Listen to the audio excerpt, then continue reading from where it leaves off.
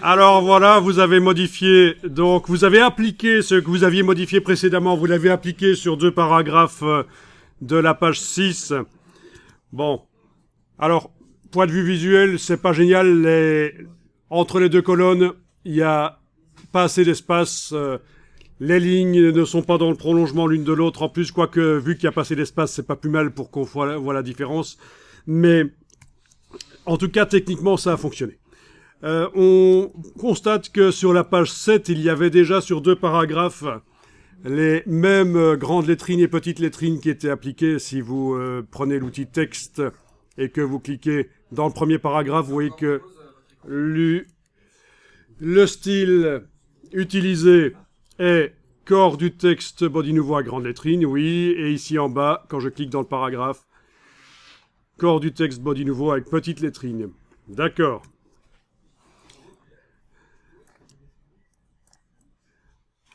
Alors, on va revenir sur la page 2 rapidement. Sur la page 2, vous avez ici... Non, sur la page 3, pardon. Page 3. Page de droite de la double page de 3. Sur la page 3, vous avez un premier paragraphe là, et je vous avais dit, c'est un peu plus évolué encore. On peut faire sortir la lettrine non pas seulement par le dessus, mais aussi par la gauche.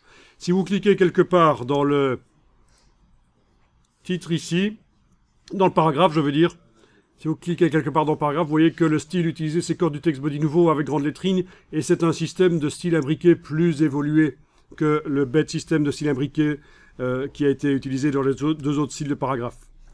Techniquement, il est possible de faire aussi une petite lettrine, et je vous montre ici rapidement le document.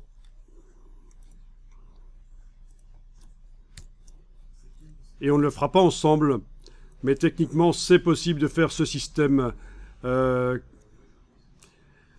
également avec une petite lettrine. Donc je vous montre rapidement ici. Vous n'avez pas ce document. Vous n'avez pas le document avec la page 3, avec la petite lettrine qu'on voit là. Mais je vous montre rapidement. Donc, palette des styles de caractères. Il y a des styles ici de caractères que vous n'avez pas. Là d'abord, je vais m'assurer que je clique à côté de tout pour que rien ne soit sélectionné. Avec la flèche noire, je clique à côté de tout, voilà. Et puis, je vais aller utiliser un style de caractère petite lettrine, style imbriqué, enfant de grande lettrine, style imbriqué. Ça veut dire que je peux aller modifier la police. Voilà. Je peux aller modifier la dimension. OK. Et avec un autre style qui s'appelle retrait de la petite lettrine, style imbriqué, je peux aller ici, dans format de caractère de base, modifier l'approche, et c'est là que je règle à quel point la lettrine sort du bloc, vous voyez, ou pas. Donc c'est un système plus complexe que ce qu'on a testé là juste avant. Voilà.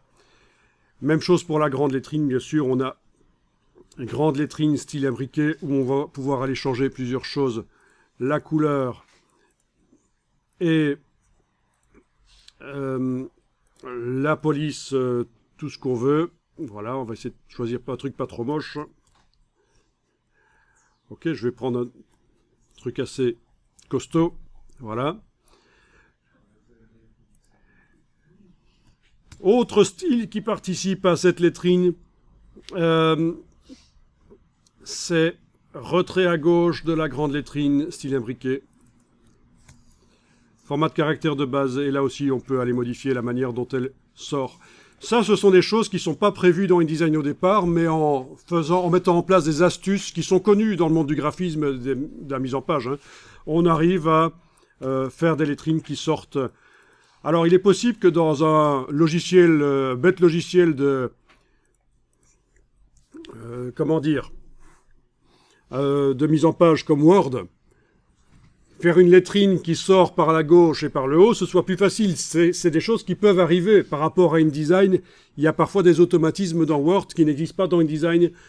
Il faut savoir qu'aussi InDesign fonctionne avec des plugins. Les manquements de InDesign peuvent être comblés grâce à des plugins gratuits ou payants qu'on ajoute à InDesign.